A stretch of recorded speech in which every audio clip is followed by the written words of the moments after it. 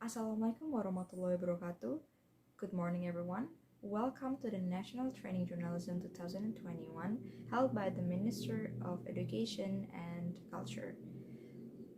Let me introduce myself. I am Annisa Fajri Nugraheni as a semester ceremony for today's event. I hope everyone in their best condition of life, in their best condition of health, and without forgetting this, let's show us our gratitude to God.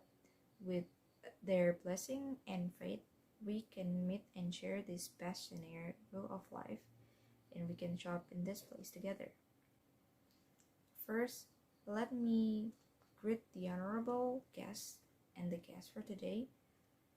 The Honorable Minister of National Education, Professor Thomas, Professor Dr. Liao Xiao is the Honorable Dean of Faculty of Oxford University, distinguished guests, ladies and gentlemen, brother and sister. It is my honor to give a warm welcome to all of the honorable guests today. Welcome to the National Training Journalism 2021. Before starting the event, let me post the agenda for you. First, we will have the national anthem singing, and it will be continued by the guest star presentation about training journalism, and we will have lunch break, and will be continued with games and awards, and lastly, we have closing speech and documentations. For all of the audiences can stand and sing to the national anthem. Ladies and gentlemen, let's start our program by inviting the big guest of the day, Professor Dr. Thomas. The time is yours for the speech.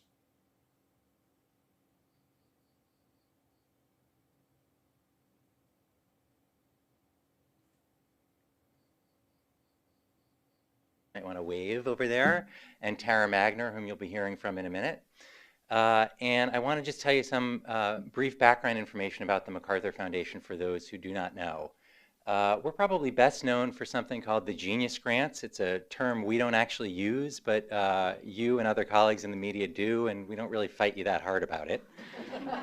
It is a somewhat secretive process by which we identify 20 to 25 incredibly creative people every year. They usually don't know they're being considered, and they get a phone call from us out of the blue telling them that they have won $625,000 with no strings attached. So we just made that announcement last month. It's really exciting and fun. It is, however, a really small piece of what we do, even though it gets a ton of attention. We're one of the nation's largest private philanthropies. We give away around $225 million a year. And one thing that's always been really important to us is helping to educate and inform the American public about important issues. We've supported nonprofit journalism for decades. We were one of the first big philanthropic supporters of National Public Radio, of news shows on PBS. We currently support the Center for Investigative Reporting, ProPublica. If it's successful, a nonprofit, and impactful, odds are we support it. So, you know, under that guise, and given an interest also in immigration issues and how important they are to the country right now, we really felt like it would be helpful to get a group of journalists together, journalists who care about the immigration issues that are at stake right now, who want to take some time away from the day-to-day grind of your jobs, and I know those are incredible, hard jobs that you all have. To think about these issues in a deep way, to hear from experts, to hear from each other, to hopefully identify and better understand some different perspectives, and to take that back to inform the work that you do and to help share with others in your newsrooms or at your organization. So we come to this with no ideological agenda, no political agenda. We're not partisan. We really just think this is an important issue, and the work that you guys do to help inform and educate the public about it is really critical, especially at this time. And so we support this workshop with the sole purpose of helping you to better do your jobs and to have the support and the resources that you need and the time that you need to think about how to do that. So with that, I'm going to let Tara give you a couple minutes about our migration work, and then the three of us are around for the rest of the workshop and happy to talk further and look forward to learning from all of you this week. Thanks.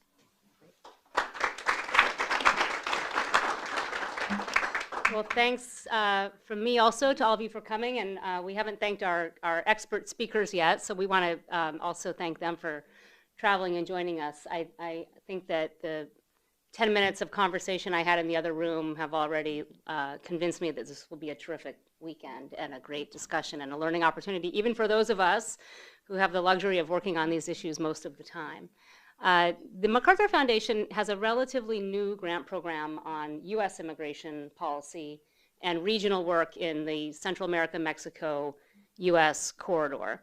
The foundation has a long history of funding around migration issues at the global level, but the work in the U.S. has only been in force for about a year and a half.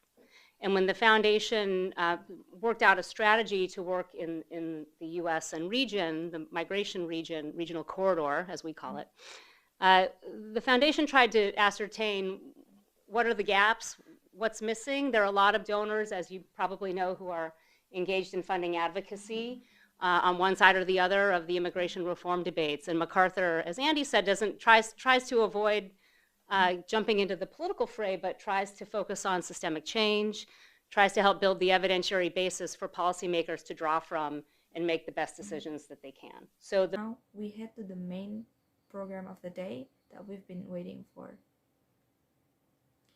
The training journalism speaker, Dr. Liao Xiao, the time is yours.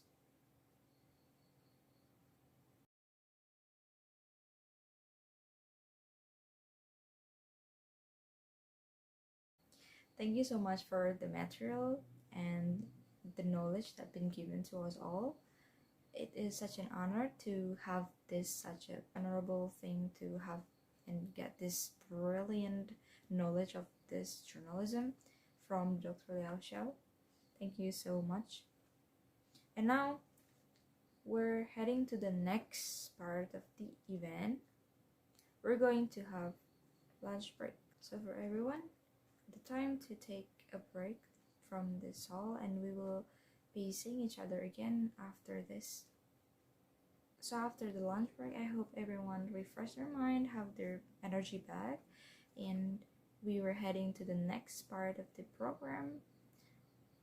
Now it's about games and awards. Now is the time that we were waiting for after the games, that we're calling out people that have been winning for the journalism games and some quizzes. So the first winner is Lolita Maya. So you can come to the front. Thank you. And the second winner is Radiota. You can come to the front. So now is about the give and taken of the awards and the present for the winners. So now let's have the closing speech by the head committee, Mr. Shamsuddin Shahil. The time is yours. My name is Simon. I'm a senior program officer at the foundation, and that means when I go to work, I get to sit down and learn about the amazing things that our nonprofits are doing to make our communities a better place. Pretty great job, right? I also get to hear from nonprofits like the ones you heard from today. So to all of our speakers tonight, Victor and Larry, David and Jerry Ann, Elaine and the young women from Girls at Work, thank you for everything that you do for New Hampshire. So that's all for today. Thank you so much for everyone that's been attending this program and been sharing this joyful moment and beneficial things that shared, and hopefully this can be really helping in the future for our young generation. So the last part of this event is documentation. For all the guests can be come to the front so we can take a picture.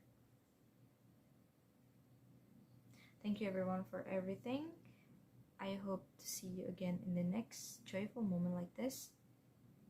Thank you so much. I'm Annisa Fajri Nugraheni. See you in the next event. Wassalamualaikum warahmatullahi wabarakatuh.